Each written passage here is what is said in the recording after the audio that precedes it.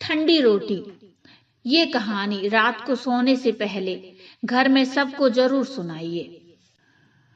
एक गांव में एक लड़का अपने परिवार के साथ रहता था। सुयोग्य व संस्कारी वह लड़का हमेशा अपनी माँ का ख्याल रखता था। बस एक बात थी जो उस लड़के में सबसे बुरी थी, वह यह कि वह कुछ कमाता धमाता नहीं था। लड़के के थोड़ा और बड़ा होने पर माँ ने उसका यह सोचकर विवाह कर दिया कि विवाह के बाद जिम्मेदारियां आने पर लड़का खुद ही कमाने लगेगा। परंतु विवाह के बाद भी लड़के की दिनचर्या में कोई फर्क नहीं पड़ा। अब भी लड़का दिन भर बस घर में पड़ा रहता। माँ जब भी लड़के को रोटी परोसती थी तब वह यही कहती थी, बेटा ठंडी रोटी खा लो। लड़का रोज यही सोचता कि माँ ऐसा क्यों कहती हैं, लेकिन फिर भी वह चुप रहा।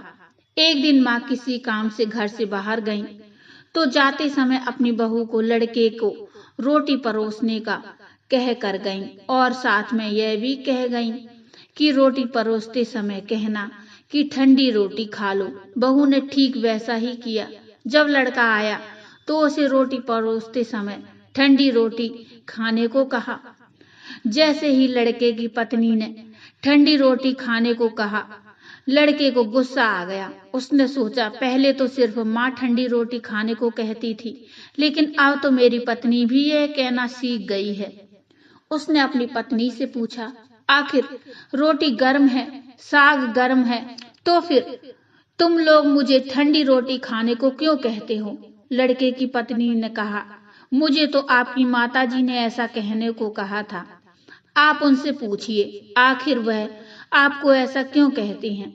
पत्नी की बात सुनकर लड़का गुस्सा हो गया और बोला, अब जब तक माँ मुझे इस तरह से कहने का उत्तर नहीं देगी, मैं खाना नहीं खाऊंगा। शाम को जब माँ घर आई तो माँ ने बहू से पूछा कि क्या लड़के ने भोजन कर लिया? बहू ने लड़के के नाराज होने और भोजन न करने की पूरी बात माँ को बता दी। थोड़ी देर बाद लड़के ने माँ से पूछा, माँ पहले तो सिर्फ तू मुझे ठंडी रोटी खाने का कहती थी, लेकिन मैं तेरी बात का बुरा नहीं मानता था, लेकिन अब तो मेरी पत्नी ने भी मुझे यही कहा। आखिर तुम सब मुझे गर्म रोटी को ठंडी रोटी खाने को क्यों कहते हो? माँ ने लड़के को पूछा, बेटा ठंडी रोटी किसे कहते हैं? लड़के ने कहा, सुबह या कल की बनाई हुई रोटी ठंडी रोटी होती है। लड़के की बात सुनकर माँ ने कहा, बेटा अब तू ही देख, तेरे पिताजी का कमाया गया जो धन है वो ठंडी रोटी है। गर्म ताजी रोटी तो तब होगी जब तू कमा कर लाएगा। माँ की बात सुनकर लड़का माँ की बात समझ गया और बोला, माँ अब मैं समझ गया हूँ कि जो व्यक्ति खुद धन कमाने के लायक नहीं होता उसका कहीं भी सम्मान नहीं होता। आज से मैं खुद कमा कर लाऊंगा और पूरे परिवार को ताजी रोटी खिलाऊंगा। मित्रों, कहानी का सार तो यही है, विवाह होने के बाद ठंडी रोटी नहीं खानी चाहिए, अपने कमाए हुए धन से रोटी खाना चाहिए। अब आप ही सोचिए, भगवान राम के वनवास के दौरान जब रावण माँ सीता को छल से ले गया, किसी भी रामायण में यह नहीं लिखा हुआ है कि भगवान राम ने अपने भाई भरत को यह समाचार दिया हो कि भरत, रावण मेरी पत्नी को छल पूर्वक ले गया है, तुम आकर मेरी सहायता करो। क्यों? क्योंकि मर्यादा पुरुषोत्तम राम यह समझते थे कि विवाह किया है तो अपनी पत्नी, अपनी स्त्री की रक्षा करना, अपने कर्तव्यों का पालन करना उनका धर्म है।